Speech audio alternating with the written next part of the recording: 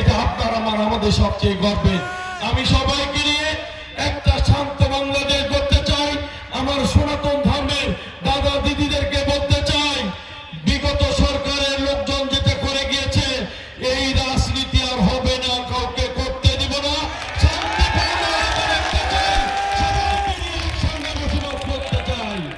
আমার সনাতন ধর্মের দাদা দিদি থেকে শুরু করে কারো গায়ে যদি কেউ একটা ফুলের আঁচড় দেয়, দায়িত্ব আমি মোশাররফ নিচ্ছি। আপনার দায়িত্ব আমি নিচ্ছি।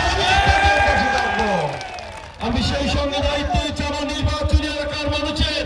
হয়তো কোনো কারণে 15-16 বছরে অনেক নির্যাতন সহ্য করতে গিয়ে অনেক মানুষ হয়তো আমার ডান বামে আছে, তারা কোনো অন্যায় করছে, হয়তো আপনারা বলছেন না এখন আমি তাদেরকে ছাড়তে পারছি না, কারণ এখন ছেড়ে দিলে দল ভেঙে যাবে, নির্বাচনের অসুবিধা হবে। আমি কথা দিয়ে যাচ্ছি, অন্যায় যদি আমার ভাই করে, আমার নিজের আপন ছোট ভাই করে, আমার পরিবারে কেউ করে, তাকেও সেখান থেকে সরিয়ে দেওয়ার কথা। আমি চাই স্বচ্ছ, আমি চাই জবাবদিহি, আমি চাই সর্বোচ্চ মানুষকে ভালোবাসা দিয়ে আপনাদের পাশে থাকতে চাই। প্রিয় ভাইয়েরা, আমার আপনাদের এই নির্বাচনী এলাকার মানুষ হিসেবে বুড়োইলবাসীর কাছে আমার অনুরোধ থাকবে, আপনারা যে যেখানে যান, বগুড়া গেলেও কিন্তু আপনারা সম্মান পান। বাড়ি করে নন্দীগ্রাম, স্বাধীনতার 54 বছরে এই নন্দীগ্রাম কাহালুর সংসদীয় আসনে বগুড়া জেলা বিএনপির ভারপ্রাপ্ত সেক্রেটারির দায়িত্ব মনে হয় কেউ পায়নি। তো আপনাদের সন্তান যখন পেয়েছে বগুড়ার 12টি উপজেলায়, যে যদি পরিচয় দেন আমার বাড়ি নন্দীগ্রাম, তখনই বলে যে আমার বগুড়া জেলা বিএনপির সেক্রেটারি এলাকার লোক। এটাও আপনাদের জন্য গর্বের। প্রিয় মা এবং ভাই এবং বোনেরা, আপনাদের কাছে অনুরোধ থাকবে, আপনাদের কাছে কিছু লোক আসবে, কিছু মানুষ হয়তো আপনাদেরকে সনাতন সম্প্রদায়ের দাদা দিদিদেরকে বলছি, ভোটের আগে হয়তো বলে ভোট কেন্দ্রে যাবেন না, এটা সেটা ইত্যাদি। আমি মোশাররফ দায়িত্ব নিচ্ছি, আপনাকে বাড়ি থেকে ভোট কেন্দ্রে যাবেন, ভোট কেন্দ্র থেকে আপনাকে সুষ্ঠুভাবে আপনার বাড়িতে পৌঁছে দেওয়ার দায়িত্ব আমাদের থাকবে ইনশাআল্লাহ। পুরো রকম কোনো তালবাহানা করার সুযোগ থাকবে না। আর আপনাদেরকে বলে দিচ্ছি, নির্বাচনের আগে হয়তো এরকম সমাবেশ ডাকার সময় হয়তো আর পাবো না। 14টা ইউনিয়ন, 2টা পৌরসভা, 16টা, এই 16টার মধ্যে 2টা প্রোগ্রাম শেষ করার সময় আছে 14-15 দিন। আপনাদেরকে যদি আর এরকম ভাষণ দিয়ে বলতে না পারি, আপনাদেরকে আমি শুধু এলাকার সন্তান হিসেবে অনুরোধ করে গেলাম, আমি জাতি ধর্ম নির্বিশেষে আমি আপনাদের সন্তান, আপনাদের ভাই, আপনাদের মাঝে এভাবেই বেঁচে থাকতে চাই। আপনারা আমাকে গ্রহণ করেন। আমি কথা দিয়ে যাচ্ছি, জনাব তারেক রহমান বারিশি যদি ভালো কিছু করে, আপনাদের এই নন্দীগ্রাম কাহালু উপজেলাকে সর্বোচ্চ মডেল করতে যদি তার পা ধরতে হয়, আমি পা ধরে হব আপনাদের সর্বোচ্চ উন্নয়ন। গত 17 বছরে কিন্তু আপনার উন্নয়ন পান নাই, 17 বছর শুধু বঞ্চিত হয়েছেন। সকল উন্নয়ন চলে গেছে অন্য কোথাও, বগুড়াবাসী বঞ্চিত হয়েছে। আপনার পিছনে যে রোডটা দেখছেন, এই রোডটাও কিন্তু আমি এমপি নাই কাজ ধরিয়ে দিয়েছি। এমপি না থেকেও 37 কোটি টাকা রাস্তা নিয়ে এসেছি। আপনার এই রাস্তাটাও 22 কোটি টাকা টেন্ডার করেছি। ভোটের পরে আপনার কাজ শুরু হবে, 2 দিকে 3 ফিট 3 ফিট 6 ফিট বাড়বে, একদম আপনার ভাটায় বীজ পর্যন্ত। তারা কাজ করতে চেয়েছিল শেরপুর অংশ থেকে।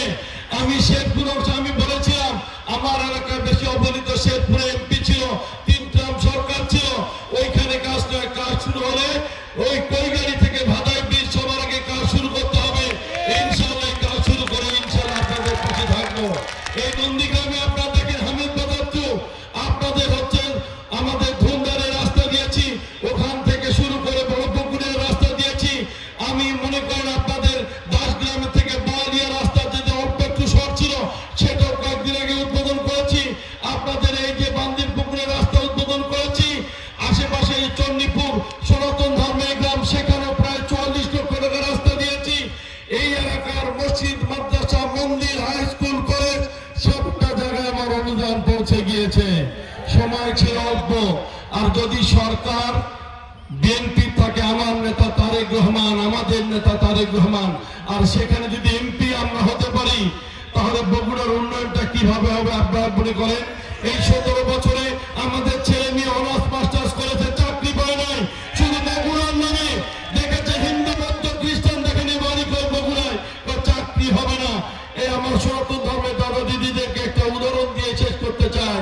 আমি গত কয়েকদিন আগে দুর্গাপূজায় গিয়েছিলাম 4 নম্বর আমরা গোহাইল, এই 4 নম্বর ইউনিয়নে। ওই ছেলেটার নাম হচ্ছে না বাসীর, ওই ছেলের নাম হচ্ছে, বাপের নাম বাসুদেব পাল, ওই ছেলের নাম হচ্ছে সঙ্গীত পাল।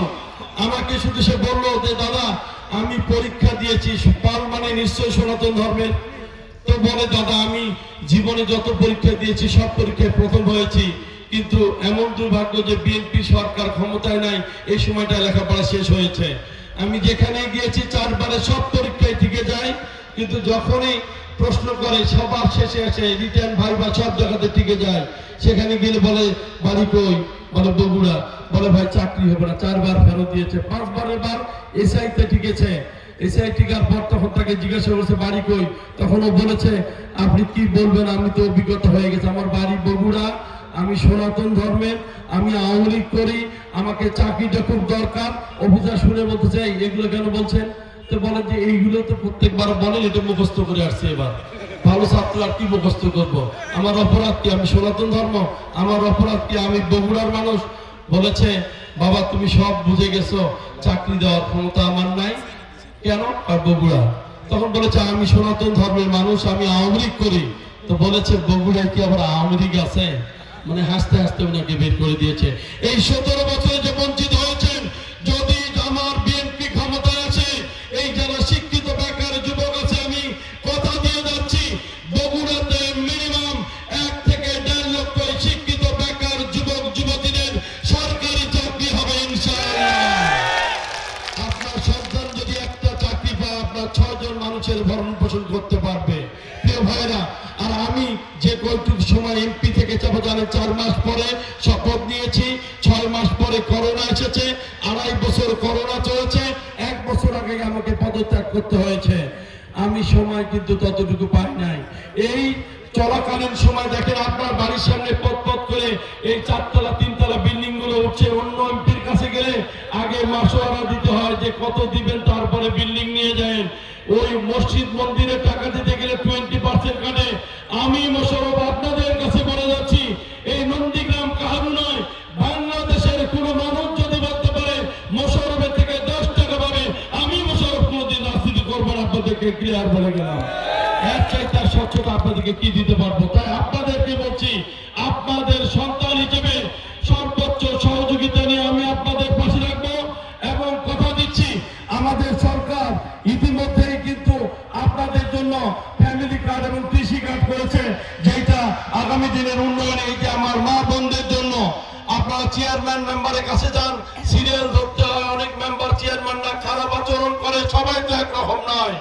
এই কৃষি কার্ডের আওতায় আমার মায়েদের ছবি থাকবে এখানে, আর এই পাশে একটা মোবাইলের চিপস আছে, এটা তৈরি করছে জনাব তারেক রহমান। প্রত্যেক পরিবার ওই 4 তলা বাড়িওয়ালাও পাবে, যে ঝুপড়ি ঘরে আছে সেও পাবে। আপনাকে এই কার্ডটা দিলে প্রতি মাসে 2 থেকে 2.5 টাকা চাল পাবেন, ডাল পাবেন, তেল পাবেন, লবণ পাবেন, চিনি পাবেন। এই কার্ডটা যখন এই ক্রেডিট কার্ডের মতো মেশিনে ঢুকিয়ে দিবেন, তখন একটা অফিসার শুধু সত্যায়িত করে দিবে হ্যাঁ কার্ডের নাম্বার এবং এটা মিল আছে। আপনি যাওয়ার সঙ্গে সঙ্গে প্রতি মাসে 2 থেকে 2.5 টাকার সামগ্রী পাবেন। এইটা সম্পূর্ণ বিনামূল্যে, 1 টাকাও ক্রয় করে দিতে হবে না। এটা মান্যে সরকার আপনাকে দিয়ে দিবে।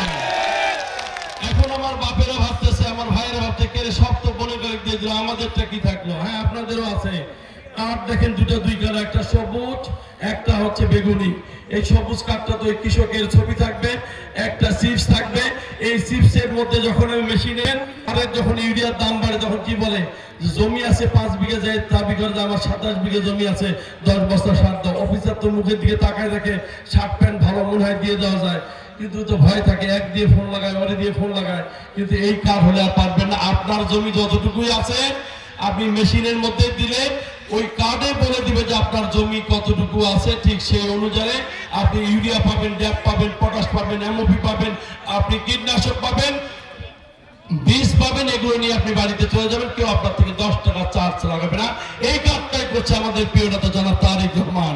এই কার্ড বাংলাদেশে ছেয়ে গিয়েছে, এটার জন্য অনেকের ঘুম হারাম হয়ে গিয়েছে যে জনাব তারেক রহমান এই কার্ড কি কাজের কথা বলছে। আমরা স্বজন প্রীতি দুর্নীতি করবো না, বিদেশে গিয়ে বাড়ি করবো না, আমরা দেশের জন্য যেটা করবো সেটা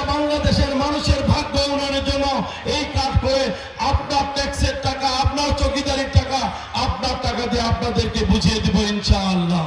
প্রিয় ভাইরা, তাই আমার বুড়ইলবাসী, যেখানে আমার জন্ম, যেখানে আমার বড় ওঠা, যেখানে আপনাদের সঙ্গে সবসময় চলা, আপনাদের কাছে অনুরোধ থাকবে এবারের নির্বাচনে সমস্ত ইউনিয়নের চাইতে এই বুড়ইল ইউনিয়ন সর্বোচ্চ ভোটে রেকর্ড করবেন ইনশাআল্লাহ।